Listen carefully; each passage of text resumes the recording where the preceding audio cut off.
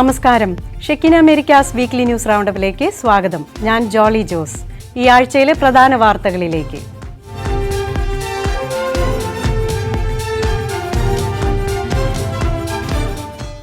ഭൂമിയിലെ ദൗത്യം പൂർത്തിയാക്കി പതിക്കിലച്ച നിത്യതയിലേക്ക് യാത്രയായി മൃതസംസ്കാര ശുശ്രൂഷകൾക്ക് തലശ്ശേരി അതിരൂപതാധ്യക്ഷൻ archbishop Mar Joseph Pamplany മുഖ്യ കാർമ്മികത്വം വഹിച്ചു. വിളക്കന്നൂരിന്റെ മണ്ണിൽ നിത്യവിശ്രമത്തിലേക്ക് പ്രവേശിച്ച് ഫാദർ തോമസ് പതിക്കൽ. തലശ്ശേരി വിളക്കന്നൂരിലെ ദിവ്യകാരുണ്യ അടയാളം ആദ്യമായി ദർശിച്ച ഫാദർ തോമസ് പതിക്കലിന് നാട് വിടചൊല്ലി.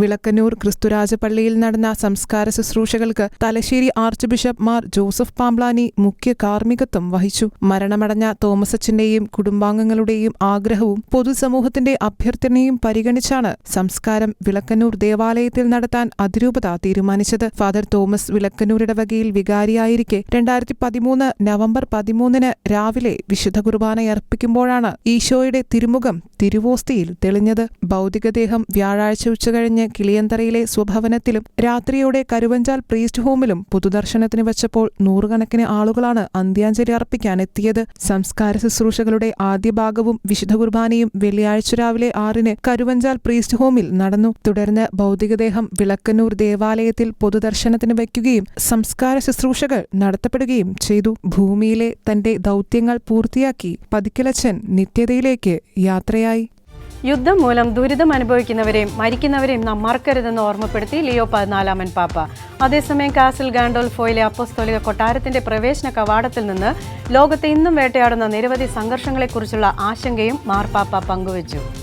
ലോകത്തിന്റെ വിവിധ ഭാഗങ്ങളിൽ യുദ്ധവും അക്രമങ്ങളും മൂലം ദുരിതമനുഭവിക്കുന്നവരെ മറക്കരുതെന്നും സമാധാനത്തിനായി പ്രാർത്ഥിക്കണമെന്നും ലയോ 14 മാർപ്പാപ്പ ആഹ്വാനം ചെയ്തു. ഉക്രൈനിലും പശ്ചിമേഷ്യയിലും സംഘർഷങ്ങൾ കടുക്കുന്ന പശ്ചാത്തലത്തിൽ കാസിൽ ഗാൻഡോൾഫയിൽ വെച്ചാണ് പാപ്പ തന്റെ ആശങ്ക പങ്കുവച്ചത്. കാസിൽ ഗാൻഡോൾഫയിലെ അപ്പസ്തോലിക കൊട്ടാരത്തിൽ വെച്ച് ലോകത്തെ വേട്ടയാടുന്ന വിവിധ സംഘർഷങ്ങളെക്കുറിച്ച് ലയോ 14 മാർപ്പാപ്പ ആഴത്തിലുള്ള ആശങ്ക പ്രകടിപ്പിച്ചു. അക്രമങ്ങളിൽ ജീവൻ പൊലിയുന്നവരെയും ദുരിതമനുഭവിക്കുന്നവരെയും പ്രാർത്ഥനകളിൽ അനുസ്മരിക്കണമെന്ന് ഓർമ്മിപ്പിച്ച പാപ്പ പ്രദേശത്ത് എത്തിയ തീർത്ഥാടകരെയും നിവാസികളെയും സ്വാഗതം ചെയ്തു. അതേസമയം ഉക്രൈനിൽ ആക്രമണങ്ങൾ ശക്തമായി തുടരുകയാണെന്ന് റിപ്പോർട്ടുകൾ സൂചിപ്പിക്കുന്നു. തലസ്ഥാനമായ കീവിൽ റഷ്യ നടത്തിയ മിസൈൽ ആക്രമണത്തിൽ ആളപായം റിപ്പോർട്ട് ചെയ്തപ്പോൾ കരിങ്കടലിലും അസോവ് കടലിലും റഷ്യൻ സൈനിക ലക്ഷ്യങ്ങൾക്ക് നേരെ തിരിച്ചടിച്ചതായി ഉക്രൈൻ സൈന്യം അവകാശപ്പെട്ടു. പശ്ചിമേഷ്യയിലും യുദ്ധസാഹചര്യം കൂടുതൽ രൂക്ഷമായിക്കൊണ്ടിരിക്കുകയാണ്. തെക്കൻ ഇറാനിലെ US വ്യോമാക്രമണത്തിന് മറുപടിയായി ക്യുവൈറ്റിലെ അമേരിക്കൻ സൈനിക താവളങ്ങൾക്ക് നേരെ ടെറാൻ മിസൈലുകളും ഡ്രോണുകളും ഉപയോഗിച്ച് ആക്രമണം നടത്തിയത് ഇറാഖി കുർദിസ്ഥാനെ അടക്കം പ്രതിസന്ധിയിലാക്കിയിട്ടുണ്ട്. അമേരിക്കയിൽ 192 വർഷം പഴക്കമുള്ള ചരിത്ര പ്രസിദ്ധമായ ദേവാലയത്തിൽ തീപിടുത്തം. ഡെന്നിസ്വെൽ എഡ്മണ്ട്സ് കോൺഗ്രിഗേഷണൽ ദേവാലയത്തിന് നേരെയാണ് തീവെപ്പ് ആക്രമണം ഉണ്ടായത്. സംഭവം ആസൂത്രിതമെന്ന് അന്വേഷണ സംഘം. അമേരിക്കയിലെ മേൽ സംസ്ഥാനത്തെ ചരിത്രപ്രസിദ്ധമായ ഡെന്നിസ്വിൽ എയ്മണ്ട് കോൺഗ്രിഗേഷൻ ദേവാലയത്തിലുണ്ടായ തീപിടുത്തം ആസൂത്രിതമെന്ന് അന്വേഷണ സംഘം. തീവെപ്പ് ആക്രമണമായിരുന്നുവെന്ന് അന്വേഷണത്തിൽ വ്യക്തമായി. ജൂലൈ 20 രാവിലെയാണ് 192 വർഷം പഴക്കമുള്ള ഈ ചരിത്രപ്രസിദ്ധമായ ദേവാലയത്തിൽ തീപിടുത്തമുണ്ടായത്. തീപിടുത്തത്തെ തുടർന്ന് നടത്തിയ അന്വേഷണത്തിലാണ് main state fire marshal office ഇത് മനഃപൂർവ്വം അഗ്നിക്കിരയാക്കിയതാണെന്ന് സ്ഥിരീകരിച്ചത്. ദേവാലയത്തിന്റെ പിൻഭാഗത്തു നിന്നാണ് തീപിടുത്തം ആരംഭിച്ചത്. അഗ്നിശമന സേനയുടെ സമയോചിത ഇടപെടലിനെ തുടർന്ന് തീ വേഗത്തിൽ നിയന്ത്രണ വിധേയമാക്കിയതിനാൽ കേടുപാടുകൾ പ്രധാനമായും ദേവാലയത്തിന്റെ പുറംഭാഗത്ത് മാത്രമായി ഒതുങ്ങി. സംഭവം നടക്കുമ്പോൾ ദേവാലയത്തിനുള്ളിൽ ആരുമുണ്ടായിരുന്നില്ല. അതിനാൽ ആളപായമോ പരിക്കുകളോ റിപ്പോർട്ട് ചെയ്തിട്ടില്ല. 1834 സ്ഥാപിതമായ ഈ ചരിത്ര ദേവാലയത്തിന്റെ ഉൾഭാഗത്തിന് കാര്യമായ നാശനഷ്ടമുണ്ടായിട്ടില്ല. തീപിടുത്തത്തിന് പിന്നിലെ പ്രതികളെ കണ്ടെത്തുന്നതിനായി അന്വേഷണം തുടരുകയാണെന്നും സംഭവവുമായി ബന്ധപ്പെട്ട വിവരങ്ങൾ ലഭിക്കുന്നവർ അധികൃതരെ അറിയിക്കണമെന്നും ഫയർ മാർഷൽ ഓഫീസ് അറിയിച്ചു. Chinese president Xi Jinping September 24 America സന്ദർശിക്കുമെന്ന് US പ്രസിഡന്റ് ഡൊണാൾഡ് ട്രംപ് പ്രഖ്യാപിച്ചു. വാഷിംഗ്ടണിൽ നടക്കുന്ന ഉച്ചകോടിയിൽ ആർട്ടിഫിഷ്യൽ ഇന്റലിജൻസ് അഥവാ AI സാങ്കേതികവിദ്യയുടെ സഹകരണവും നിയന്ത്രണങ്ങളുമായിരിക്കും ഇരു നേതാക്കളും പ്രധാനമായും ചർച്ച ചെയ്യുക. Chinese president Xi Jinping September 24 America സന്ദർശിക്കുമെന്ന് US പ്രസിഡന്റ് ഡൊണാൾഡ് ട്രംപ് പ്രഖ്യാപിച്ചു. വാഷിംഗ്ടണിൽ നടക്കുന്ന ഉച്ചകോടിയിൽ ആർട്ടിഫിഷ്യൽ ഇന്റലിജൻസ് അഥവാ AI സാങ്കേതികവിദ്യയുടെ സഹകരണവും നിയന്ത്രണങ്ങളുമായിരിക്കും ഇരു നേതാക്കളും പ്രധാനമായും ചർച്ച ചെയ്യുക. ഈ വർഷം ആദ്യം ഡൊണാൾഡ് ട്രംപ് ബീജിംഗ് സന്ദർശിച്ചപ്പോഴാണ് ഷീ ജിൻപിങ്ങിനെ ഔദ്യോഗികമായി വൈറ്റ് ഹൌസിലേക്ക് ക്ഷണിച്ചത്.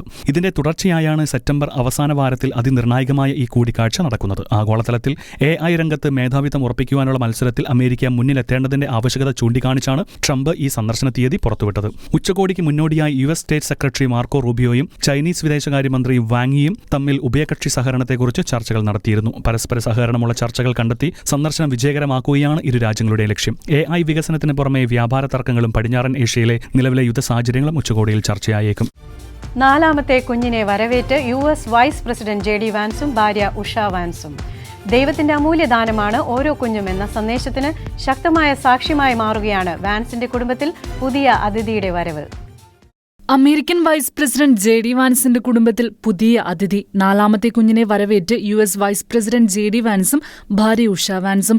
നാലാമത്തെ കുഞ്ഞിന്റെ ജനനവാർത്ത പങ്കുവച്ച വാൻസ് ദമ്പതികൾ ഓരോ ജീവന്റെയും മഹത്വവും വിശുദ്ധിയും ലോകത്തിന് ഓർമ്മിപ്പിക്കുകയാണ്. അലക് നീൽ വാൻസ് എന്ന ആൺകുഞ്ഞ് ജൂലൈ 19 ജനിച്ചത്. അമ്മയും കുഞ്ഞും സുഖമായിരിക്കുന്നുവെന്നും മൂത്ത മക്കളായ ഇവാൻ, വിവേക്, മിറബൽ എന്നിവർ കുഞ്ഞനുജനെ സന്തോഷത്തോടെ വരവേറ്റെന്നും ദമ്പതികൾ അറിയിച്ചു.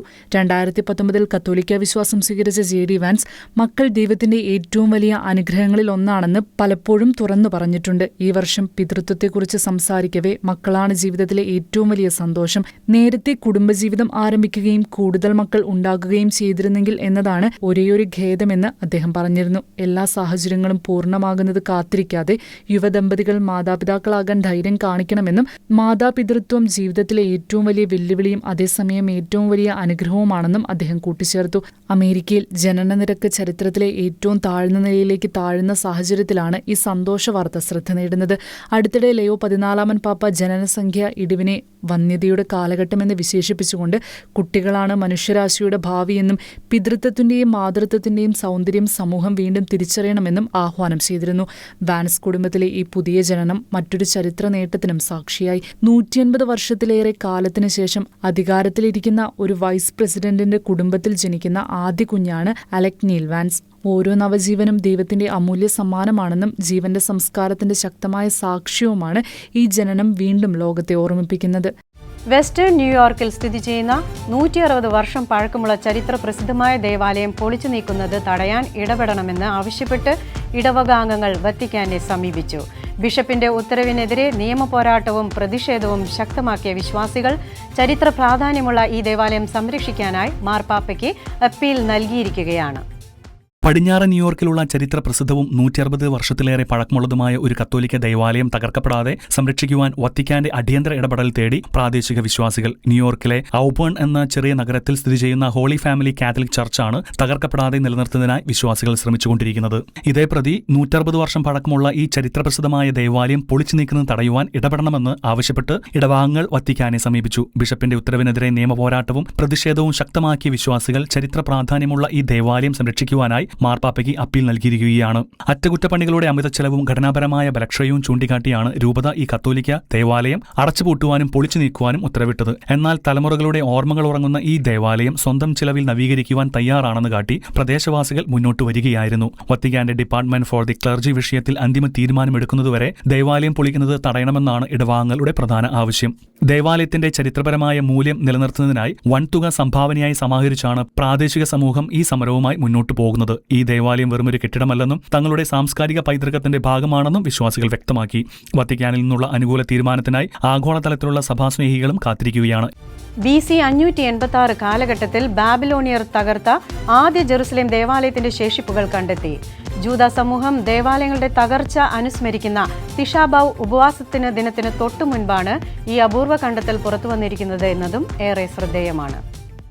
സിറ്റി ഓഫ് ഡേവിഡിലെ ഗിവാത്തി പാർക്കിംഗ് ഏരിയയിൽ ഇസ്രായേൽ ആന്റിക്വിറ്റീസ് അതോറിറ്റിയും ടെൽ-അവീവ് യൂണിവേഴ്സിറ്റിയും സംയുക്തമായി നടത്തിയ ഖനനത്തിലാണ് BC 586 ഒന്നാം ദേവാലയ കാലഘട്ടത്തിലെ ആദ്യ ജെറുസലേം ദേവാലയത്തിലെ മരത്തടികൾ കണ്ടെത്തിയത്. കാട്ട് അത്തിമരത്തിൽ തീർത്ത ഈ തടികൾ ദേവാലയ സമുച്ചയത്തിലെ മേൽക്കൂരയുടേതാണെന്നാണ് ഗവേഷകരുടെ അനുമാനം. ബാബിലോണിയൻ സൈന്യം ദേവാലയം അഗ്നിക്കിരയാക്കിയപ്പോൾ ഇവ നിലത്തേക്ക് പതിക്കുകയും ചുവരുകളിലെ പ്ലാസ്റ്ററിംഗ് ഉരുകിവീണ് തടികൾക്ക് മുകളിൽ ഒരു കവചം പോലെ മൂടപ്പെടുകയുമായിരുന്നു. ഇതുകാരണമാണ് അയണേജ് കാലഘട്ടത്തിലെ ഇത്രയും പഴയ മരത്തടികൾ നശിച്ചു പോകാതെ അവശേഷിച്ചതെന്ന് ഖനനത്തിന് നേതൃത്വം നൽകിയ എഫ്രാത്ത ബോച്ചർ വ്യക്തമാക്കി. മരത്തടികളിലെ വളർച്ചാ വളയങ്ങൾ റേഡിയോ കാർബൺ ഡേറ്റിംഗ് വഴി കൂടുതൽ കൃത്യതയോടെ കാലപ്പഴക്കം നിർണ്ണയിക്കാൻ ഗവേഷകരെ സഹായിക്കും. മുൻപ് നൂറുകണക്കിന് വർഷങ്ങളുടെ വ്യത്യാസത്തിൽ മാത്രം കണക്കാക്കിയിരുന്ന കാലപ്പഴക്കം റേഡിയോ കാർബൺ ഡേറ്റിംഗ് വഴി 10 വർഷത്തെ വരെ കൃത്യമായ കണക്കിലേക്ക് ഗവേഷകരെ എത്തിക്കാൻ കഴിയും കഴിയുമെന്ന് വികിരണ ശാസ്ത്രജ്ഞയായ ജോഹന്ന റെഗേവ് പറഞ്ഞു. ദേവാലയത്തിന്റെ തകർച്ചയ്ക്ക് ശേഷം മടങ്ങിയെത്തിയ ഇസ്രായേലിയർ ചരിത്ര ദുരന്തത്തിന്റെ ഓർമ്മ നിലനിർത്താൻ ദേവാലയ അവശിഷ്ടങ്ങൾ അതേപടി നിലനിർത്തി അതിനു മുകളിൽ പുതിയ നിർമ്മാണങ്ങൾ നടത്തുകയായിരുന്നുവെന്ന് പുരാവസ്തു ഗവേഷകനായ ഇഫ്താഹ് ഷാലേവ് വ്യക്തമാക്കി. സോളമൻ രാജാവ് നിർമ്മിച്ച ഒന്നാം ജെറുസലേം ദേവാലയവും റോമാക്കാർ തകർത്ത രണ്ടാം ദേവാലയവും അനുസ്മരിക്കുന്ന തിഷാബൌ ദിനത്തിന് മുൻപുള്ള ഈ കണ്ടെത്തൽ വലിയ ചരിത്ര പ്രാധാന്യമാണ് കൈവരിക്കുന്നത്. സ്പെയിനിലെ മൊറാലേഹ ദെ എൻമേദിയോയിലെ സാൻ മിലാൻ പാരിഷിൽ 90 വർഷങ്ങളായി അഴുകാതെ സൂക്ഷിച്ചിരിക്കുന്ന തിരുവോസ്തികൾ വീണ്ടും ആഗോള ക്രൈസ്തവ സമൂഹത്തിന്റെ ശ്രദ്ധയാകർഷിക്കുന്നു. 1936 സ്പാനിഷ് ആഭ്യന്തര യുദ്ധകാലത്ത് അക്രമികളിൽ നിന്നും കാത്തു സംരക്ഷിച്ചു വരുന്ന വിശുദ്ധ കുർബാനയിലെ 16 തിരുവോസ്തികളാണ് 9 പതിറ്റാണ്ടുകൾക്കപ്പുറവും ഒരു കേടുപാടുമില്ലാതെ തുടരുന്നത്. സ്പെയിനിലെ ക്രൈസ്തവ വിശ്വാസത്തിന്റെ ജീവിക്കുന്ന തെളിവായി മാറുകയാണ് മൊറലേജ ഡി എൻമിഡിയോയിലെ സാൻ മിലാൻ ഇടവക. ജൂലൈ 16 16 തിരുവോസ്തികൾ അഴുകാതെ ശേഷിക്കുന്ന ദിവ്യകാരുണ്യ അത്ഭുതത്തിന്റെ 90ാം വാർഷികം വിശ്വാസികൾ ആചരിച്ചത്. 1936 ജൂലൈയിൽ സ്പാനിഷ് ആഭ്യന്തര യുദ്ധത്തിന്റെ ആരംഭത്തിൽ സഭയ്ക്കെതിരെ കടുത്ത പീഡനങ്ങൾ ഉയർന്നുവന്നപ്പോൾ സ്വന്തം ജീവൻ പണയം വെച്ചാണ് അവിടുത്തെ വിശ്വാസികൾ 24 വിശുദ്ധ തിരുവോസ്തികൾ നശിപ്പിക്കപ്പെടാതെ കാത്തു സംരക്ഷിച്ചത്. യുദ്ധത്തിന് ശേഷം വീണ്ടെടുത്ത ഈ തിരുവോസ്തികളിൽ 16 എണ്ണമാണ് കഴിഞ്ഞ 90 വർഷമായി യാതൊരു മാറ്റവുമില്ലാതെ കേടുപാടുകൾ കൂടാതെ നിലനിൽക്കുന്നത്. തിരുവോസ്തികൾ അഴുകാതെയിരിക്കുന്നത് മാത്രമല്ല, ക്രിസ്തുവിനായി സർവ്വതും ത്യജിക്കാൻ തയ്യാറായ സാധാരണക്കാരായ വിശ്വാസികളുടെ ധീരമായ വിശ്വാസമാണ് ഈ അത്ഭുതത്തിന് പിന്നിലെന്ന് ഇടവക വികാരി father Raphael D Thomas Ferrer പറഞ്ഞു. ആ വിശ്വാസ പാരമ്പര്യം കാത്തുസൂക്ഷിക്കുവാനുള്ള ഉത്തരവാദിത്വം ഇന്നത്തെ യുവതലമുറയ്ക്കുണ്ടെന്നും അദ്ദേഹം കൂട്ടിച്ചേർത്തു. വിശുദ്ധ കുർബാനയിലെ ക്രിസ്തുവിന്റെ യഥാർത്ഥ സാന്നിധ്യം അനുഭവിച്ചറിയാൻ ലോകത്തിന്റെ വിവിധ ഭാഗങ്ങളിൽ നിന്നാണ് തീർത്ഥാടകർ ഇവിടേക്ക് ഒഴുകിയെത്തുന്നത്. ദിവ്യകാരുണ്യ ആരാധനയിലൂടെയും കുമ്പസാരത്തിലൂടെയും നിരവധി ആളുകൾ വിശ്വാസത്തിലേക്ക് മടങ്ങി വരുന്നതിനും ഈ ദേവാലയം സാക്ഷ്യം വഹിക്കുന്നു. ആയിരക്കണക്കിന് വിശ്വാസികളാണ് വിശുദ്ധ കുർബാനയിലെ ക്രിസ്തുവിന്റെ സാന്നിധ്യത്തിന് സാക്ഷ്യമായ ദിവ്യകാരുണ്യ അത്ഭുതത്തിന്റെ 90ാം വാർഷികത്തിനായി സാൻ മിലാൻ ഇടവകയിലേക്ക് ഒഴുകിയെത്തിയത്. മാരക രോഗങ്ങൾ ബാധിച്ച രോഗികൾക്ക് ദയാവധത്തിനുള്ള വിവരങ്ങളും സഹായങ്ങളും നൽകണമെന്ന നിർബന്ധമാക്കുന്ന ന്യൂയോർക്ക് സംസ്ഥാനത്തിന്റെ പുതിയ നിയമത്തിനെതിരെ കത്തോലിക്ക സന്യാസിനികൾ കോടതിയെ സമീപിച്ചു. ഓഗസ്റ്റ് 5 നിലവിൽ വരാനിരിക്കുന്ന ഈ നിയമം തങ്ങളുടെ കത്തോലിക്ക മതവിശ്വാസങ്ങൾക്കും മൂല്യങ്ങൾക്കും പൂർണ്ണമായും എതിരാണെന്ന് ചൂണ്ടിക്കാട്ടിയാണ് സന്യാസിനിമാരുടെ സംഘം ഫെഡറൽ കോടതിയിൽ ഹർജി നൽകിയത്.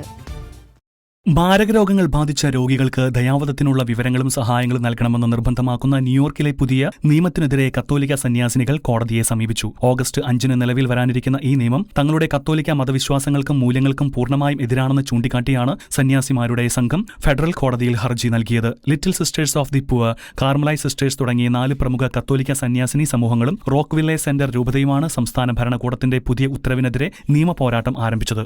മാരക രോഗികൾക്ക് ദയാവധത്തിനുള്ള ഗുളികകളെയും വിവരങ്ങളെയും കുറിച്ച് നിർബന്ധമായി നിർദ്ദേശം നൽകണമെന്നും അല്ലാത്തപക്ഷം വലിയ തുകയും പിഴയും ലൈസൻസ് റദ്ദാക്കലും നേരിടേണ്ടി വരുമെന്നുമാണ് ന്യൂയോർക്ക് നിയമത്തിൽ വ്യവസ്ഥ ചെയ്യുന്നത്. ദയാവധത്തിന് സഹായിക്കുന്നത് തങ്ങളുടെ മതപരമായ ആചാരങ്ങൾക്കും ദൈവിക പ്രമാണങ്ങൾക്കും വിരുദ്ധമാണെന്ന് വ്യക്തമാക്കിയാണ് സന്യാസിനിമാർ കോടതിയെ സമീപിച്ചത്. ജീവിതത്തിന്റെ അവസാന ഘട്ടങ്ങളിൽ കഴിയുന്ന പാവപ്പെട്ട രോഗികൾക്കും വയോജനങ്ങൾക്കും ആശ്വാസവും ശുശ്രൂഷയും നൽകുക എന്നതാണ് തങ്ങളുടെ ദൗത്യമെന്ന് സന്യാസിനിമാർ ചൂണ്ടിക്കാട്ടുന്നു. ഒരു സാഹചര്യത്തിലും ജീവൻ അവസാനിപ്പിക്കുവാൻ രോഗികളെ പ്രേരിപ്പിക്കുകയോ അതിന് വഴിയൊരുക്കുകയോ ചെയ്യുന്നില്ലെന്നും അവർ വ്യക്തമാക്കി. ഭരണഘടന ഉറപ്പു നൽകുന്ന മതസ്വാതന്ത്ര്യം സംരക്ഷിക്കണമെന്നും തങ്ങൾക്ക് ഈ നിയമത്തിൽ നിന്ന് പൂർണ്ണ ഒഴിവാക്കൽ നൽകണമെന്നുമാണ് ഹർജിയിലൂടെ സന്യാസിനിമാർ ആവശ്യപ്പെടുന്നത്. വിശ്വാസ സാക്ഷിയുമായി ഫുട്ബോൾ ലോകകപ്പ് കിരീട പോരാട്ടത്തിൽ സ്പെയിനിനായി വിജയഗോൾ നേടിയ ഫെറാൻ ടോറസ് കഠിനമായ വിമർശനങ്ങൾക്കിടയിലും ദൈവത്തിലുള്ള ഉറച്ച വിശ്വാസമാണ് തന്നെ നേട്ടത്തിലേക്ക് നയിച്ചതെന്നാണ് കായിക താരം ടോറസ് പറയുന്നത്. ന്യൂജേഴ്സിയിലെ കാണികളെ സാക്ഷിയാക്കി സ്പെയിൻ ലോകകപ്പ് കിരീടം ഉയർത്തുമ്പോൾ ചരിത്ര താളുകളിൽ കുറിക്കപ്പെട്ടത് ഫെറാൻ ടോറസ് എന്ന കത്തോലിക്ക വിശ്വാസിയായ കായിക താരത്തിന്റെ പേര് കൂടിയാണ്. അർജന്റീനയ്ക്കെതിരായ കലാശ പോരാട്ടത്തിൽ നേടിയ ആ നിർണായക ഗോളിലൂടെ സ്പെയിനിലെ 47 ദശലക്ഷം ജനങ്ങളുടെ സ്വപ്നമാണ് സഫലമായത്. ടൂർണമെന്റിലുടനീളം വലിയ വിമർശനങ്ങൾ നേരിടേണ്ടി വന്ന തനിക്ക് ഈ ഗോൾ വലിയൊരു ആശ്വാസമാണ് നൽകിയതെന്ന് ടോറസ് വെളിപ്പെടുത്തി. ദൈവം എപ്പോഴും എനിക്ക് മുൻപോട്ട് പോകാനുള്ള കരുത്ത് കരുത്ത് നൽകുന്നുവെന്ന് മത്സരശേഷം വികാരാധീനനായി ടോറസ് പങ്കുവച്ചിരുന്നു. ഫൈനലിന് തൊട്ടുമുൻപ് പുറത്തുവന്ന വീഡിയോയിൽ തന്റെ ജീവിതത്തിലെ ദൈവവിശ്വാസത്തിന്റെ പ്രാധാന്യത്തെക്കുറിച്ച് ടോറസ് സംസാരിച്ചിരുന്നു. വിശുദ്ധ കുരിശും പരിശുദ്ധ കന്യകാമാതാവിന്റെ രൂപവും എപ്പോഴും തനിക്കൊപ്പമുണ്ടെന്നും ദൈവം കൂടെയുണ്ടെന്ന ഉറച്ച വിശ്വാസവുമാണ് തന്റെ ഏറ്റവും വലിയ പിന്തുണയെന്നും ഈ ബാഴ്സലോണ താരം സാക്ഷ്യപ്പെടുത്തുന്നു. ലോകകപ്പ് വിജയത്തിന് ശേഷം മാഡ്രിഡിൽ നടന്ന കൂറ്റൻ വിജയാഘോഷ പ്രകടനത്തിലും ടോറസിന്റെ കത്തോലിക്ക വിശ്വാസം ശ്രദ്ധ നേടി. കഴുത്തിൽ കുരിശും പരിശുദ്ധ കന്യകാമറിയത്തിന്റെ ചിത്രവും അടങ്ങിയ മാലയും ധരിച്ചാണ് ടോറസ് ആരാധകരെ അഭിവാദ്യം ചെയ്തത്. കരിയറിലെ നിർണായക ഘട്ടങ്ങളിലെല്ലാം തനിക്ക് ആത്മീയ കരുത്ത് നൽകിയത് ഈ ദൈവവിശ്വാസമാണെന്ന് താരം സാക്ഷ്യപ്പെടുത്തുന്നു. ടോറസിനൊപ്പം സ്പാനിഷ് പരിശീലകൻ ലൂയിസ് ഡി ലാ ഫ്യൂവും തന്റെ കത്തോലിക്ക വിശ്വാസത്താൽ ശ്രദ്ധേയനാണ്. വിജയങ്ങൾക്കായി മാത്രമല്ല, ഓരോ ദിവസത്തെയും ജീവിതത്തിനായി ദൈവത്തിന് നന്ദി പറയാനാണ് താൻ പ്രാർത്ഥിക്കാറുള്ളതെന്ന് സെമി ഫൈനലിന് മുന്നോടിയായി അദ്ദേഹം വ്യക്തമാക്കിയിരുന്നു. Shekinah Americas weekly news roundup ഇവിടെ പൂർണ്ണമാകുന്നു.